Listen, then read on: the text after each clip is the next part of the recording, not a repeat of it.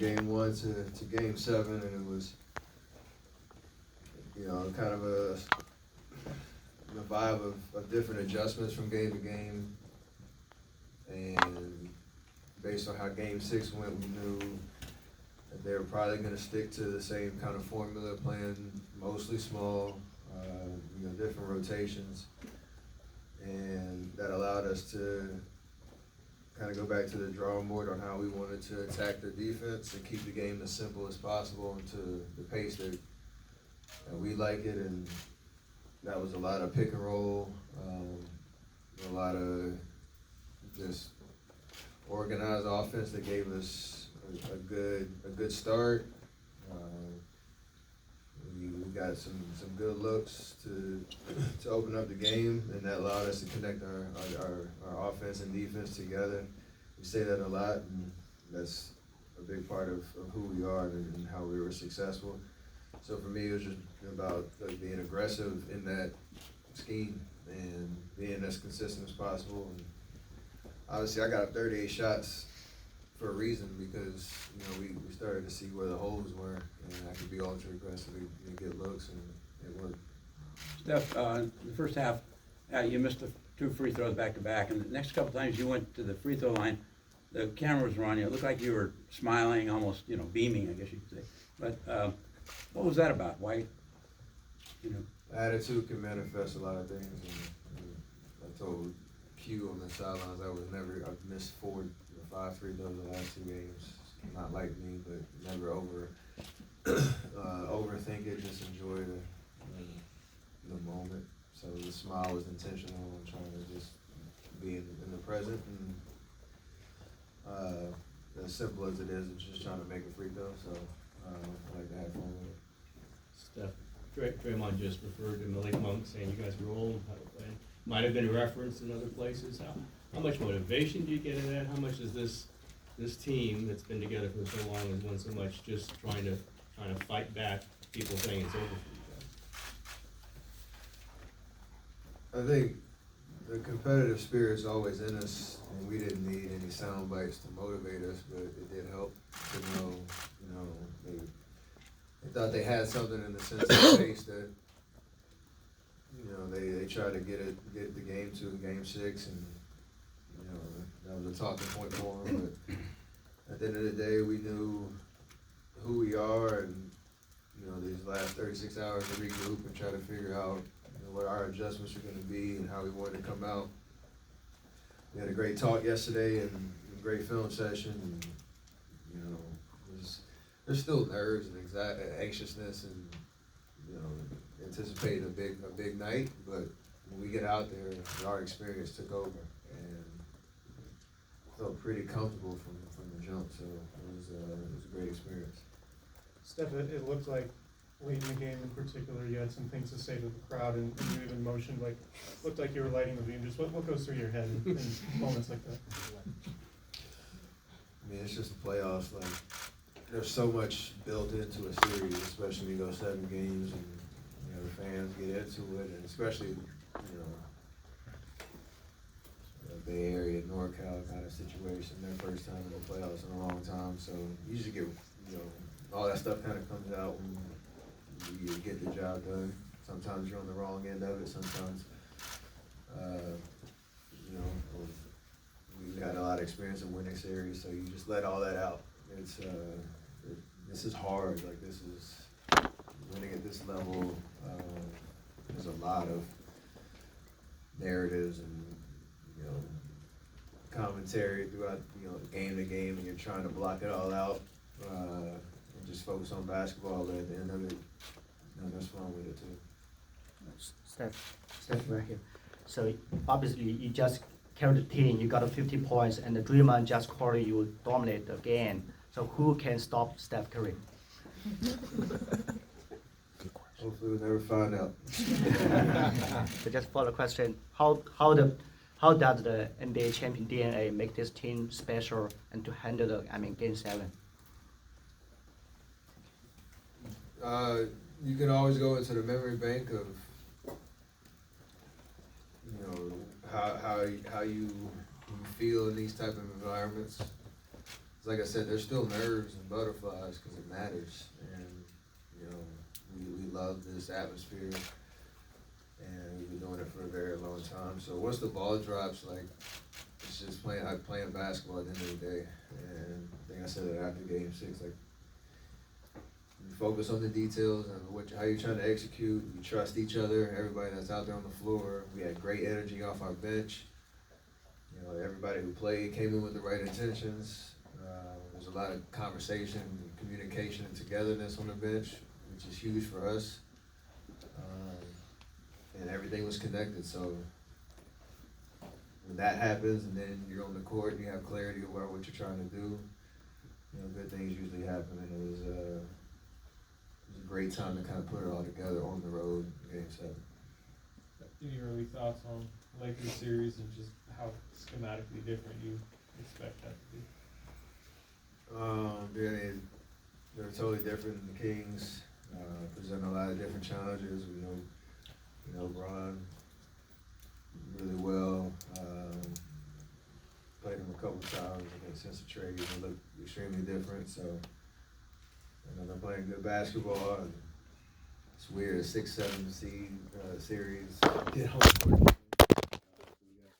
They're big. We got to be able to have everybody locked in on our preparation over the next 48 hours. And even if guys didn't get much run in this series, that's the nature of the playoffs. We're going to a different team, a different style. Everybody's got to be ready to make those adjustments on the fly.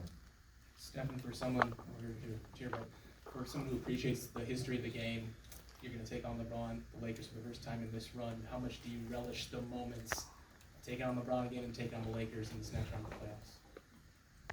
It's amazing because you're still in the fight. It's better than the alternative of on the outside looking in, and having been down 0-2 in this series. Like, nothing's guaranteed. You don't take anything for granted, and it is special to know. From the first series we played him in Cleveland 14-15 season to now. We're blessed to be playing at this level still, and excited about a new chapter. Two teams trying to keep your season alive and chase the championship, and that's what it's all about. Hey, Steph, when you see your team playing the shutdown defense that they did in that second half, how much more does your confidence grow in being able to seize the opportunity to take over a game like you did today? I mean, that's how you win at this level. Is the offense is flashy, and especially the way that we play. We kind of had that high octane offense, but for us, our calling card has usually been our defense, and you can start to feel the momentum stay on your side, even if shots aren't falling, because you can put 2-3 stops together in a row and kind of take the momentum away from a team that kind of thrives, especially when you're not turning the ball over. Like, that's a huge part for us. And in this series, we lost most games when we lost the possession battle. So our offense was great, creating good shots, which allowed us to set up our defense, and we were able to keep the crowd out of it for a good portion of the game, which is huge on the road. So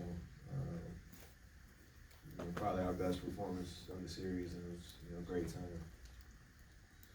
Steph, obviously there is no rival between the Kings and the Warriors, but Sacramento in the Bay Area has a little rival. Is that something that when you're playing, you keep in the back of your head, like, as you're playing? Not so much that, it's just, within the playoff series, you hear from both fan bases for all type of different reasons, whether it's the geography, whether it's the podium game when people talking trash or whatever it is, regular season kind of history, whatever, every series is different. So, it's 2 series in a row we're playing California teams. Kind of dope to, you know there is a little bit of history and connectivity within the different regions, but it doesn't really manifest itself in the way that we approach the game or anything like that. All right, two more, Janie first. And then Hi, Steph. I feel like we ask you about Looney every night, but he corrals these balls, and you might miss, or somebody might miss, and you get 2 or 3 more chances because of him. I mean, he was a key part of this series, as we all saw. What does that mean to you to see the ball coming back at you after a miss and get another chance? He makes his presence felt, and it's amazing. Another 20 rebound game. I think he's had 3 this series. And special, the way that, again, he just, like you said, gives us extra possessions. You know, we're not the biggest team, and so he plays a lot larger than his size, and it's just awesome to know that the last 2 years he's really created an identity of how he approaches games and how he helps us, and so it's so valuable, to your point, because we take a lot of wild shots, and our skill set's on display a lot, but when he's doing what he did all series for us, it makes us that much better. And last year, when we won the championship, like, he was invaluable to that run, and hopefully this performance continues. Last one. Steph, yeah, we always talk about, the wars and the battles that, you, Clay, Draymond, Andre, have been going through in the last 10 years. But the admiral of that ship is Steve Kerr. Could you elaborate, provide some commentary, on working with him these last 2 years? Because he definitely had you guys prepared for Game 7.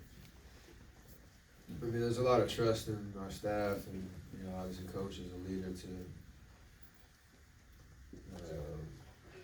put us in a position to be successful. It's not an easy job, especially when you have so much talent that we have, to try to find the right combinations and the right rotations and all that.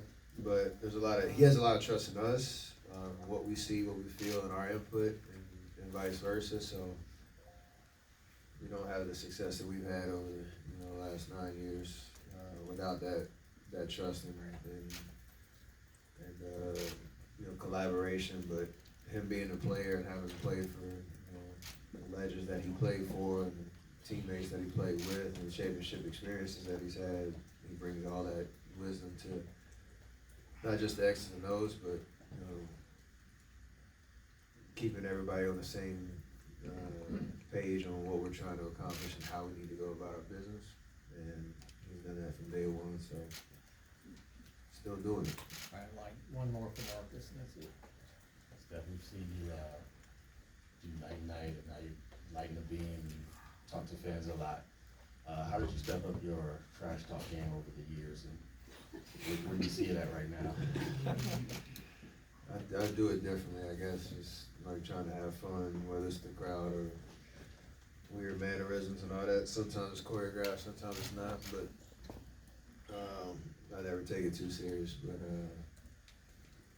yeah, more that you're in this fight, the more you kind of embrace that part of it, I guess, just because you define the odds by still playing at this high of a level, and I know everybody wants to see you fail.